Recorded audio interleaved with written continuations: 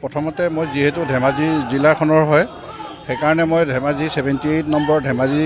সমষ্টিৰ বাবে আজি মই আবেদন পত্ৰ দাখিল কৰিছোঁ ইয়াত আমাৰ অসম প্ৰদেশ কংগ্ৰেছ কমিটিৰ যিটো কাৰ্যালয় আৰু যেহেতু এই সমষ্টিটো আমাৰ এতিয়াও কনফাৰ্ম হোৱা নাই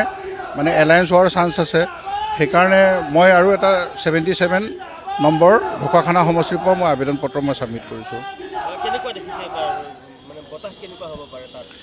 ধেমাজি সমষ্টিটো এইবাৰ আমাৰ কংগ্ৰেছ পাৰ্টি ধেমাজি সমষ্টিৰ পৰা কংগ্ৰেছ পাৰ্টি এনেও জিকি যাব আৰু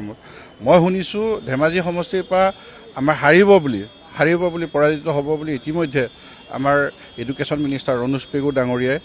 তেখেতে সমষ্টি সলনি কৰিব বুলি আমি এটা গুণগান এটা শুনি পাইছোঁ। নিশ্চয় তেখেতৰ কিবা এণ্টি ইনকামবেঞ্চি আছে সেইটো কাৰণে ভয় কৰি পেলাই গুচি যাবলৈ লৈছে, সাহস কৰা নাই। সেইকাৰণে আৰু ধেমাজিবাসীৰ ৰাইজেও এতিয়াৰ পৰা এটা পৰিৱৰ্তন বিচাৰিছে আৰু এইবাৰ আমাৰ কংগ্ৰেছ দলে নিশ্চয় জয়ী হ'ব। তাতে মই যিহেতু মোৰ ধেমাজি সমষ্টিৰ মোৰ ঘৰ ধেমাজি সমষ্টিৰ ধেমাজি বৰদনী ব্লকত মোৰ ঘৰ সেইকাৰণে ধেমাজি সমষ্টিতে মই ফাৰ্ষ্ট 1 নম্বৰ প্ৰিফাৰেঞ্চ দি আছোঁ আৰু ধেমাজি সমষ্টিৰ পৰা আমি জিকি যাম বুলি মোৰ দৃঢ় বিশ্বাস আছে।